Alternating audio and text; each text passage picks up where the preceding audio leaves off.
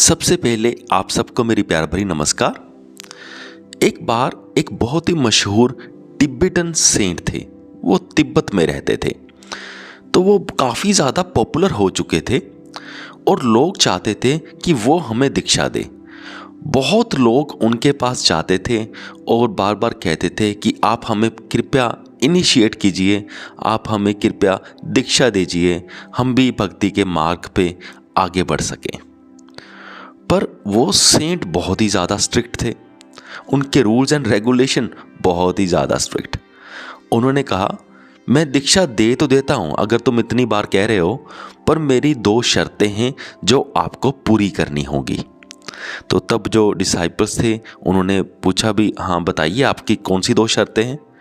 उन्होंने कहा, पहली शर्त, 3 सालों तक आपने एक भी किसी भी तरह का झूठ नहीं बोला।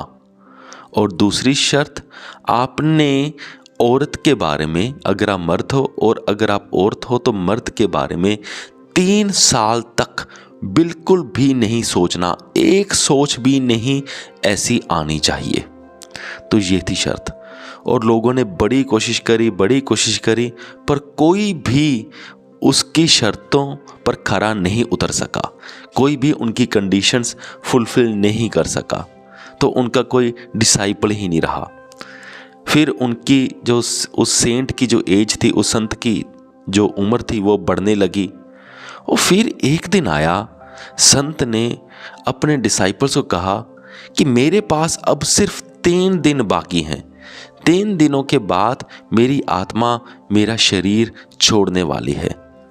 अब मैं रेडी हूँ इनिशिएट करने के लिए, सभी को बुलाओ, मैं सभी को इनिशिएट करना चाहता हूँ। तो वो कहते कि डिसाइपल्स हैरान और परेशान हो जाते हैं, भी ये क्या, अब आपकी कंडीशंस नहीं है क्या? जो पहले तो आप कहते थे कि जो कंडीशंस पूरी करेगा आप उन्हीं को इनिशिएट करोगे, लेकिन अब आप कह रहे हो मैं सभी को बुला लो, मैं सभी को ही इनिशिएट कर दूंगा, मैं सभी को ही दीक्षा दे दूंगा, भी ये क्या चक्कर है? तब उस संत जी ने कहा कि चक्कर ये है कि पहले मैं तैयार ही नहीं था किसी को इनिशिएट करने के लिए। पहले मुझे खुद को ही नहीं पता था कि सच्चाई क्या है, कि सत्य क्या है, ट्रुथ क्या है, भगवान का सही मार्ग क्या है, भगवान कैसे मिलते हैं, मुझे वो खुद को ही नहीं पता था।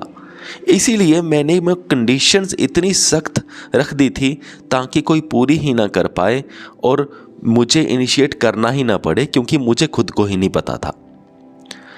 पर अब मुझे पता है, अब मैं रेडी हूँ दीक्षा देने के लिए, इनिशिएट करने के लिए। अब मुझे सही रास्ता पता है। और पहले मैंने कंडीशंस इसलिए भी रखी थी कि जब मैं लोगों को इनिशिएट नहीं करता था, दीक्षा नहीं देता था, तो लोग बार बार आके मेरा सर खाते थे, दीक्षा दीजिए। इसलिए मैंने कंडीशंस रख दी। मुझे पता था कि ना ही ये कंडीशंस पूरी होंगी, ना ही कोई मेरे पास फिर दीक्षा के लिए कहेगा। लेकिन अब मुझे सही रास्ता पता है जो पहले मुझे खुद को ही नहीं पता था। और अब मैं तैयार हूँ, अब आप सभी को बुलाइए, मैं सभी को दीक्षा दूंगा। ये तो थी कहानी। अब इस कहानी से सीखने को ये मिलता है कि देखिए, जो वो संत था, लोग तो उसको यही मानते थे कि उसे सत्य का ज्ञान है, कि वो परमात्मा से मिला हुआ है। पर उस संत जी को खुद को ये पता था कि ऐसा नहीं है, जो ये सारे मान रहे हैं वो सत्य नहीं है।